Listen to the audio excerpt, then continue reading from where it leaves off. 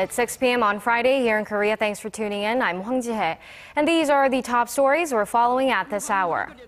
North Korea puts its military on high alert and declares a wartime state in frontline areas after the two Koreas exchanged artillery fire. South Korea vows stern countermeasures to any provocations.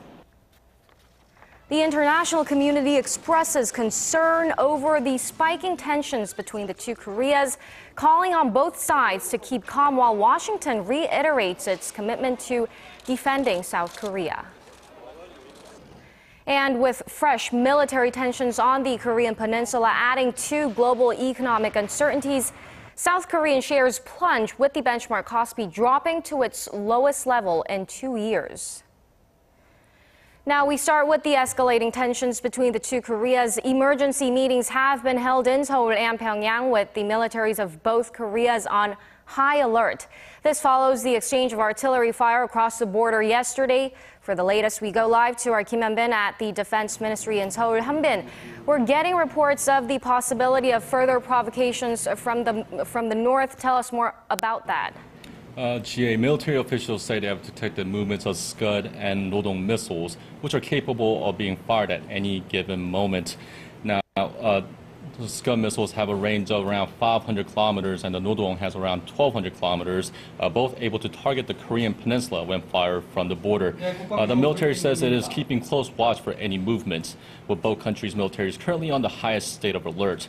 South Korea put its troops on full readiness on Thursday, and North Korea's state broadcasters reported earlier today that the North had followed suit. North Korean leader Kim Jong-un has declared a quasi-state of war and ordered his chief commanders to join frontline troops to prepare for military operations.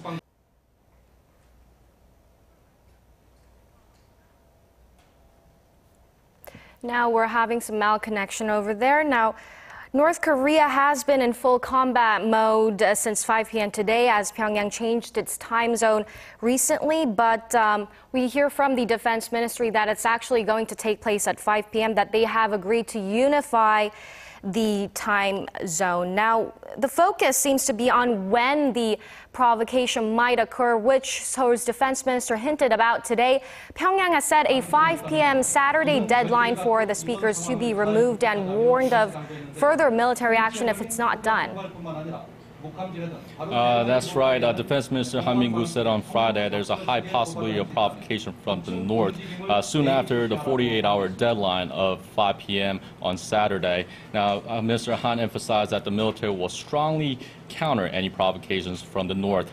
Now, South Korea's defense ministry sent a message to Pyongyang through their inter-Korean communication line just a few hours ago, and it stated that the recent landmine explosions at the DMZ were a clear violation of the armistice agreement and the non-aggression pact. It also emphasized that if North Korea launches another provocation, Seoul and Washington will be justified in exercising self-defense by strongly retaliating, with North Korea clearly at fault. We urge North Korea to be prudent. Our military will use the right of our self-defense. We will make them pay for their provocations. Now, Hyun-bin, the timing of this sudden escalation is noteworthy as it coincides with one of the biggest annual joint military drills involving South Korea and the U.S. So how are the two allies cooperating at this time? Well, a South Korean military official says the two countries are currently working under the so-called Joint ROK-U.S. counter-provocation plan.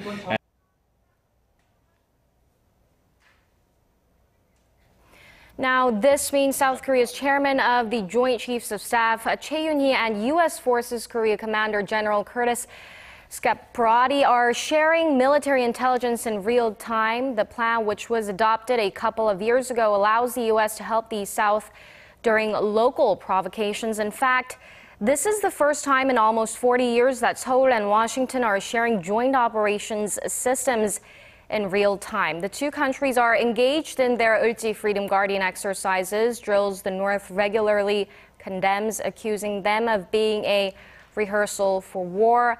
The U.S. has brought over state-of-the-art weaponry for the exercise, including 10 bombers and Bradley tanks. South Korea has deployed its F-15s and destroyers for the drills. Given the level of tensions at the moment, will Seoul continue to blast the propaganda broadcasts across the border, Hyun-bin?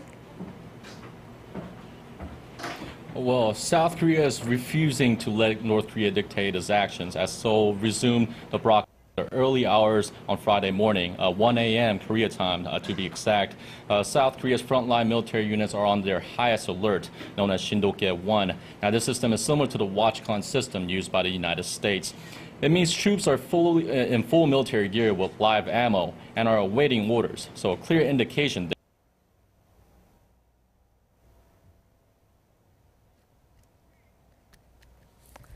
that will take further military action if South Korea continues to broadcast anti-Pyongyang material across the border.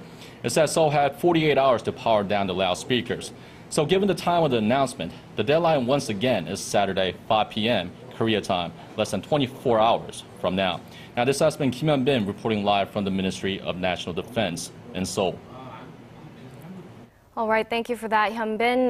We'll keep you updated with more updates coming up at 10 p.m. Korea time. But before that, President Park Geun-hye visited the headquarters of the 3rd Army located south of Seoul, which oversees South Korean troops at the Western Front that was targeted by North Korea a day earlier.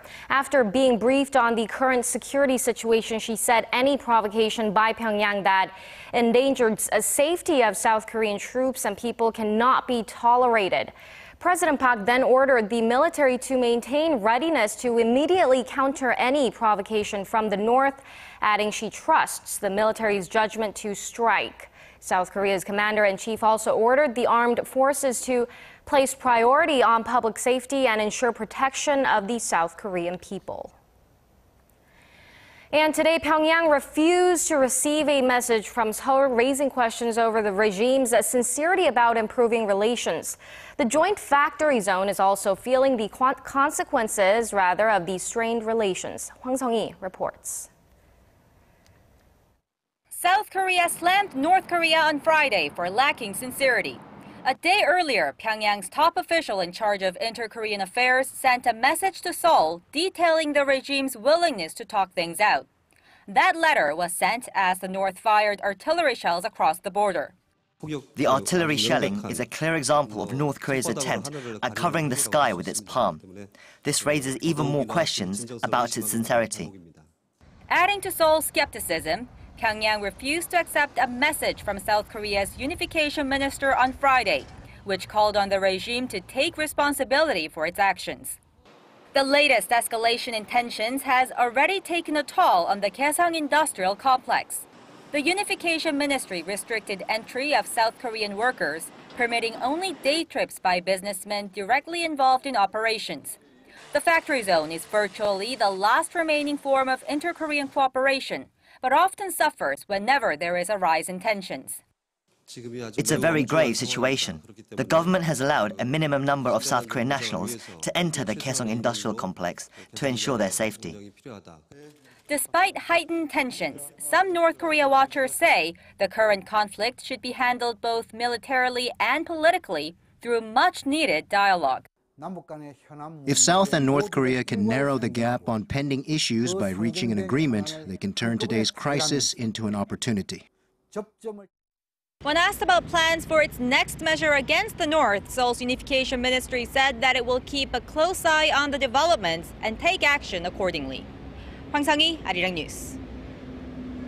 Now over to how South Korea's rival parties reacted to the escalating tensions. While they were unified in their denouncement of Pyongyang's military provocations, the parties differed on how to resolve the crisis. Our Park Ji-won tells us more.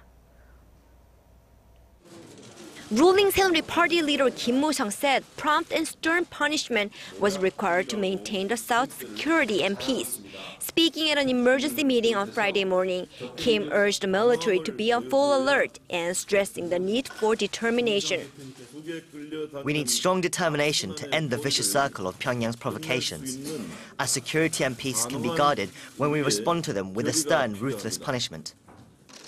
The main opposition New Politics Alliance for Democracy also denounced Pyongyang, but the Liberal Party put more emphasis on using dialogue to resolve current tensions.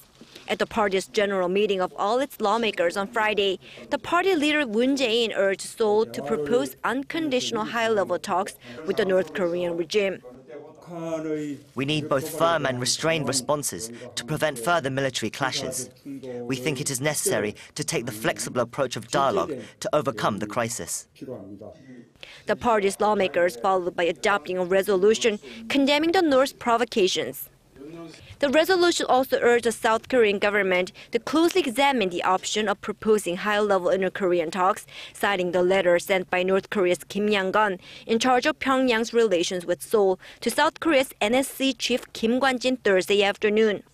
The letter warned that Pyongyang will take further military action if South Korea continues to broadcast anti-Pyongyang material across the border, but also said it is willing to settle the current situation and improve inter-Korean relations. The Liberal Opposition Party says Seoul needs to pay attention to the letter, which represents a possibility for reconciliation, while ruling Saenuri Party takes a more cautious approach. The Conservative Party says while it supports inter-Korean dialogue, a meticulous analysis of the message from the North Korean regime should be conducted first. Park Ji-won, Arirang News. Now, the international community has expressed concern over the rapid escalation of inter-Korean tensions and is calling for both sides to keep a cool head. An important country to both nations, China, called on the two Koreas to resolve the conflict through dialogue. For more on the global reaction, Connie Kim has this report. The United Nations on Thursday said it is keeping a close watch on escalating inter-Korean tensions following North Korea's firing towards South Korea's loudspeakers on the border. But what we can say on the exchange of artillery fire that we saw reports of today is that we are closely following the developments with serious concern, and we will revert as the situation evolves. The U.S. echoed the UN's response. U.S. State Department spokesman John Kirby called on Pyongyang to refrain from rhetoric threatening regional peace. He added Washington remains steadfast in its commitment to defending the Korean peninsula and will continue to work closely with Seoul. The U.S. Defense Department also said it is monitoring the situation in Korea and will take prudent measures to ensure the well-being of U.S. personnel and families. North Korea's traditional allies, China and Russia, made their positions known to Pyongyang. Chinese ambassador to South Korea Chu Go-hong said Friday the two Koreas should practice restraint and resolve the current dispute through talks rather than confrontation. Chu added Beijing opposes unilateral provocation from either side and that Seoul and Beijing should autonomously achieve peaceful reunification. Russia-based TASS news agency reports that Russia's foreign ministry spokeswoman Maria Zakharov said both Koreas should refrain from any actions that could aggravate the current situation and avoid using firearms. Japanese Foreign Minister Fumio Kishida echoed the international community's stance. We are demanding that North Korea exercise self-restraint and will continue to deal with it with a sense of urgency. The global society is calling for the two Koreas to keep a cool head, but experts in Washington are not ruling out possibility of additional provocations from the reclusive regime. Pyongyang warned of military action if Seoul does not tear down its loudspeakers on the border by Saturday 5 p.m. South Korea time. Connie Kim, Arirang News. Now, South Korea's stock market and currency have plunged over military tensions along the inter-Korean border, continuing a downward trend sparked by global uncertainties. Our Shin Se-min has the details. The benchmark Kospi tumbled more than 2% Friday, closing at a two-year low of 1,876.07. The secondary stock trading board Kosdaq plunged 4.5% to 627.05. Concerned foreign investors dumped local equities after the two Koreas exchanged artillery fire along the border. Tensions from North Korea have pulled down Korea's financial market, which was already trending downward from global economic uncertainties. Over the past week, China's weakened currency had been driving down Korean shares, which fell below the 1,950 mark Wednesday. The Korean won also fell 0.84% Friday, reaching a four-year low of 1,195 won to the U.S. dollar. Korea's credit default risk also shot up to its highest level in 7 months. Market research firm Market shows that the credit default swap, or the CDS premium for the country's 5-year foreign exchange stabilization bond, reached 66.98 basis points Friday. All of this comes on top of already existing external factors like China's weakened currency and a potential rate hike from the U.S. Federal Reserve that brought down investor sentiment. But the government has yet to panic over the spillover effects of the North's provocations. Korea's Vice Finance Minister Ji-hye says the risks in local markets triggered by Pyongyang will likely be limited, as previous provocations had short-lived effects. Local financial markets will bounce back after several days, but not as much as many would hope, considering other risks such as China's slowing economy.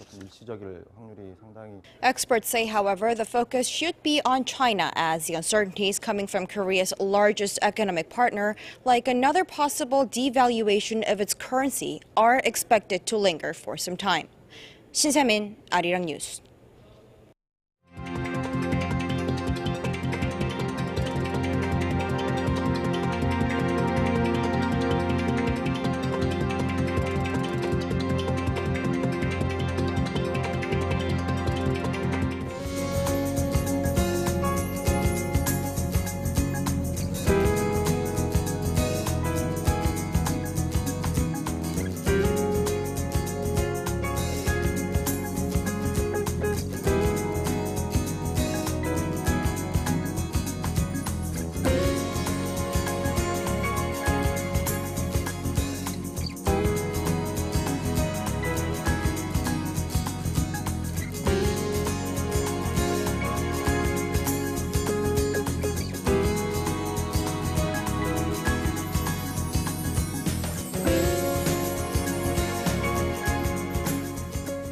That brings us to the end of our newscast. More updates coming up at 10 p.m. Korea time. Stay tuned and goodbye for now.